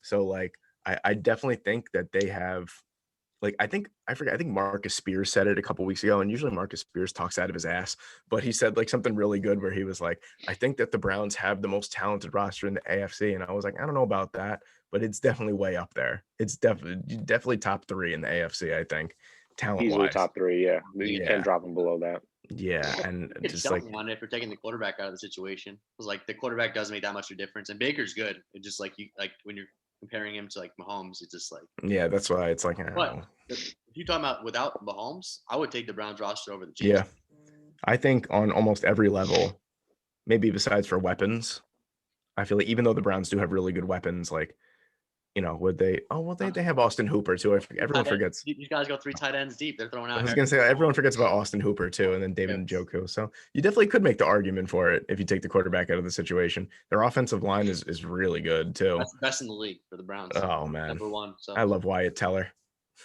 Just his name, Wyatt. I love that name. That's another team that like completely. I changed their offensive line in one offseason. Yeah. So. Well, that's what just having cash for like 7 years straight like does for you. Like the Browns were like constantly like $60 million under the cap, and it was like, oh well, we have all this money to spend. Of course you're going to be good. It's like I compare the Browns to how the Houston Astros used to be. The Astros were terrible for a really long time, and they just kept acquiring like top 5 draft picks and spending money on guys because they had it. And then out of nowhere, oh, you win the World Series. Like, I'm not going to say the Browns are going to win the Super Bowl, but like they have a better shot than they did 5 years ago. Absolutely. Yeah, I mean, I'd be happy for the Browns, even though like some of their fans are kind of like rude. The fans are ass. Fans are ass. Some of those fans also have gone through like we can only imagine what they've gone through. At the same time, it's like I can only imagine. Hey, Ryan, we've suffered a lot too. So. I know. I'm just saying, like from their point of view, like the Steelers are going to their house, like and just beating them every year. So, like, I get it. Like, it's tough. So I would be excited for those like diehard fans who like stay, and those Browns, like they have diehard fans. So, like, it's exciting for them. The thing is though, like especially with football, it's like even with all those draft picks, right? How many years did the Browns just suck? Like they finally got it right with the coach and GM. Like that was the whole difference. And then adding a quarterback who doesn't suck, like and Baker, I don't know where you have him, but I think he's right around like a little bit above average. Yeah. In this offense, it's good enough. So yeah, so Browns are my number one team too. Yeah, me too. So is that everything? Yeah, so We hit all of it. yeah, for the teams. Yeah. I want to we'll just wrap up quickly. Like last the first candidates. I know Peter or Notice you have to go. You can leave if you need to. Yeah, because I got to go ready for the Yankee game. So Yes, sir. I'm gonna go with my biased team. I'm gonna again. I have to go Panthers. The only thing that stops me is the division because it's so hard. But if you could sneak into the wild card and Sam Darnold could play good, I could definitely see an upset somewhere in the playoffs. If all goes right, that's easy for anyone to say for everything to go right. It's just a lot of teams that we mentioned are like just from the bottom of the league to go like turn it around like that. It's going to be hard. And I don't want to say a team like the Patriots who already had 7 wins or like the Rams who already had 9. So the team that was really bad, I think is going to do the best, the Panthers. And next year, if you ask me, I'm probably going to say the Jets. Nice. I love that. So yeah, Peter cheated a little bit because Carolina actually didn't finish last in the division, but we'll let you pass. Yeah. I was actually going to cheat with my pick too. I really just had one because I was looking across the divisions and I was like, but I really like the San Francisco 49ers to start turning it around. I know that they finished 3rd, right? No, they finished last. They finished last. Did they really? Yeah. Are you sure? Oakland, of all the divisions. Oakland? No, what am I saying? Oakland. I'm stupid. Yeah, the Cardinals. Sorry. It's same side, but different conference. I was thinking to myself just now, I was like, because I had that pick the entire time. I'm like, yeah, Oakland definitely finished under them. And I just realized like Oakland's in the AFC. What am I talking about? But not even Oakland anymore. It's Vegas. I know. Wow, I'm way off, dude. It really is early, bro. I'm telling you. But no, I think San Fran and like the same thing, like what you said, Peter, with the divisions and everything too. Like I think that the NFC West is the hardest division in football, just based on like the talent that every single team has. And now you're pretty much putting all your eggs in one basket with Trey Lance. Like, yeah, like Jimmy Garoppolo will probably start. I don't think he should, but he probably will start. And I don't think this year they're going to be much better than last year. But I feel like once Trey Lance gets acclimated, I think you're going to start to see a shift where like the Seahawks are going to start to fall down that division. Like they're going to get exposed for what they really are. And it's really just Russell Wilson and DK Metcalf and Tyler Lockett and just a whole bunch of scrubs. And then the same thing with the Cardinals. I feel like if they don't make the playoffs this year, Kingsbury's gone, then you bring in a whole new philosophy. And then that obviously has a negative impact to some degree on the team and how they perform. So I really think that maybe not so much this year, but if we're talking about, like you said, with the Jets in 2 years, maybe in 2 years, I think San Francisco could definitely turn it around and get back to the playoffs and maybe even a Super Bowl at one point. So I also picked the Niners. So I'll pick a different team, but the Niners were like the obvious choice. Like there's a lot of teams who are straight up bad, straight up rebuild. I just don't see it happening this year in that division. That's why. The thing is, though, to the Niners' credit, even in their tough years when they're injured, they always win division games. Mm-hmm. Yeah, they sweep the Rams. Sean McVay has never beaten the Niners. Shanahan's just too good of a coach. That's why. Like Sean McVay has been there, Super Bowl, playoffs almost every year besides one. He's never beaten Kyle Shanahan yet. That's wild. Now, will that change with Matthew Stafford? Maybe. Like Stafford's good enough to win one of those games, but still, the Niners, just impressive team if they can stay healthy. That's like the only question mark them every year. It's like what's going on at quarterback. We'll see if it's Garoppolo or Lance, but overall, Niners really good team. But because you picked them, I'll just throw them out. I'll pick another team. Sorry. And you left me with tough pickings here. So the options are the Jets, Broncos, Bengals, Jaguars, Eagles, Lions, and Falcons. And a lot of these teams are going to be like bad to mediocre. If I had to pick out of all these teams, I'm probably going to pick the Eagles. And that's probably like crazy. It's because I can't pick the Lions, even though I like them. Like not this year. Atlanta, Julio's gone, and defense questions in general. Bengals playing one of the toughest divisions in football, so I'd be dumb picking them. The Jets I love, but Bills are coming off a really impressive season. Patriots got better, and the Dolphins probably got better. And the Jaguars, I'm not picking them. Urban Meyer, even playing against the team. I could have went them. I mean, they're playing tough division, pretty easy division compared to the rest of the NFL. But I'll go with the Eagles. And even though I would have picked the Niners, the Eagles, because I still don't trust the division. I'm probably lower than the Giants and other people are, depending on where you are in the scale. Mm-hmm. And as much as I like Dallas, they're definitely beatable. We're not going to sit here. They got a lot of questions. And Washington football team, really good team, but still, like, the Eagles are worse than them. But I could see a scenario where the Eagles can win. And this is all on Jalen Hurts, but I like getting Wentz out of the building. I like getting the Colts guy to come in, Sirianni, whatever his name is. But they'll actually build a good philosophy. Now, if this were to happen, it would be strictly because of Jalen Hurts. But their offensive line's come back healthy. They still have questions, the Eagles, there's no doubt, and they're aging. But if I were to pick any team out of these teams besides the Niners, I'd pick the Eagles.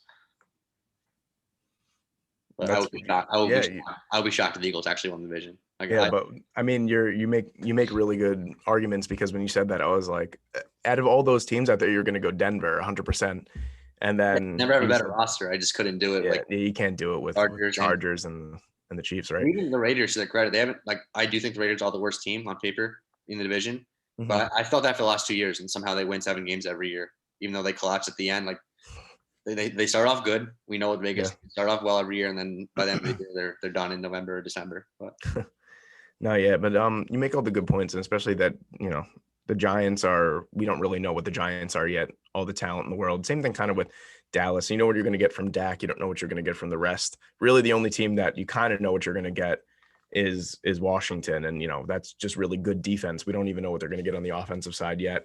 And then, you know, the Eagles are actually a pretty solid pick. Like, once you started talking about it, I was like, yeah, you know, Ryan actually. I was like, oh, that makes sense. All right, okay. If it's going to be any division to do, it's going to be that one. Yeah, you were definitely. Betting man, though. I'd bet the Niners if I was a betting man out of all these teams. I am, so I'll take that bet for you. Don't worry. All right. Well, I think that'll do for this episode. Yeah, Peter, thank you for coming on. Thank you guys for having me. I hope I didn't talk too much. No, I loved it. If you guys would have me again anytime, I'd love to come back. Absolutely, 100%. The first guest on this channel. Glad it was me. I'm honored. Absolutely. So we'll put his YouTube everything in the description. In the description box, so you guys can follow, subscribe to him, and check out what he's doing. I know his latest video is most breakout candidate for each team. Really interesting choices in there. The Carolina one sucked, but all the rest. I actually had you in mind when I was picking. I know you did. God, Ryan's gonna love this one. All right, guys. Thank you guys for joining us. We'll see you next week. All right. Talk to you guys next week.